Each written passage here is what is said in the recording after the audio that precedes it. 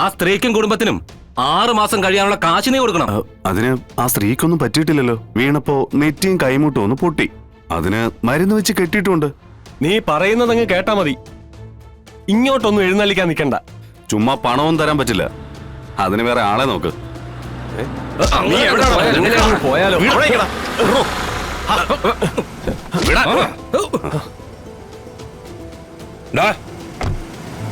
എന്താ എന്താ ഇവിടെ പ്രശ്നം? സാറേ, ഇയാളുടെ വണ്ടി നമ്മുടെ ഒരു പ്രായമായ സ്ത്രീയുടെ ദേഹത്ത് തട്ടി.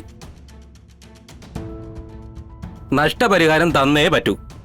ഇതെന്റെ മകനാ. ഇവൻ കാരണം എന്ത് നഷ്ടം വന്നാലും ഞാൻ അതങ്ങ് പരിഹരിച്ചേക്കാം.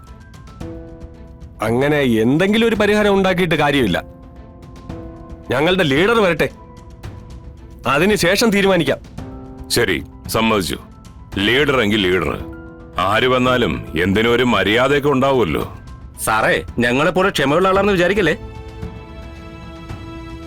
ചിലപ്പോ പറച്ചിലൊന്നും ഉണ്ടായെന്ന് വരില്ല. ഓ, ആ പറഞ്ഞു തരുന്നില്ല, ആളെത്തിയല്ലോ.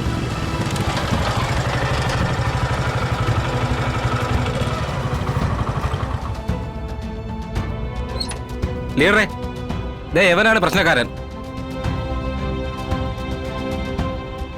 കൊണ്ടുവന്ന് ഇടിച്ചതും പോരാഞ്ഞിട്ട്. അയ്യോ, സാറിന്റെ കേസായിരുന്നു ഇത്. അതെ ശിശുപാല, ഇവന് ചെറിയൊരു അബദ്ധം പറ്റിയതാ. ഇത് നമ്മുടെ സ്വന്തം ആളാ. ഇത് ഞാൻ പറഞ്ഞ് ഡീലാക്കിക്കോളാം. സാറിങ് വന്നേ.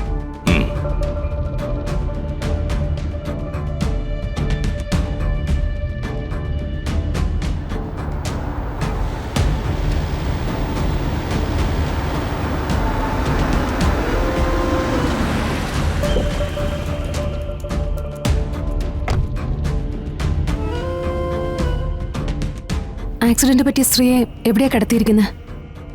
വാർഡില. ഓക്കെ.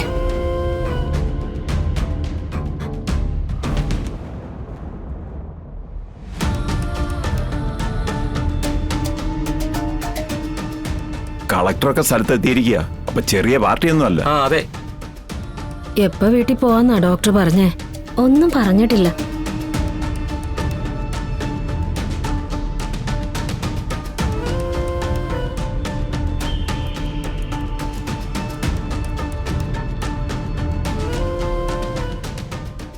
ഞാൻ ഇവിടുത്തെ കളക്ടറാ. എന്താ ശരിക്കും സംഭവിച്ചേ? എന്റെ കുഴപ്പം കൊണ്ടാ സാറേ അപകടം സംഭവിച്ചത്. ഞാൻ അശ്രദ്ധയോടെ റോഡ് മുറിച്ച് കടന്നത് കൊണ്ടാ വണ്ടി വന്നിടിച്ചത്. ഈ മോന്റെ കയ്യില് ഒരു തെറ്റുമില്ല.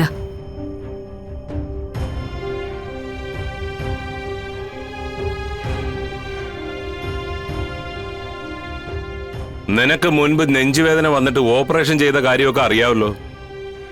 നിന്നോടുള്ള സ്നേഹ കൂടുതൽ കൊണ്ടൊന്നുമല്ല ഞാൻ ഈ ഓടിപ്പടച്ച് വന്നത്. എന്റെ മകള് നിന്റെ സംരക്ഷണയിലാണല്ലോ എന്ന് ഓർത്തിട്ടാ. നീ കുഴപ്പം വല്ലതും ഉണ്ടാക്കിയ അവൾ അനാഥയാകാൻ പാടില്ലല്ലോ.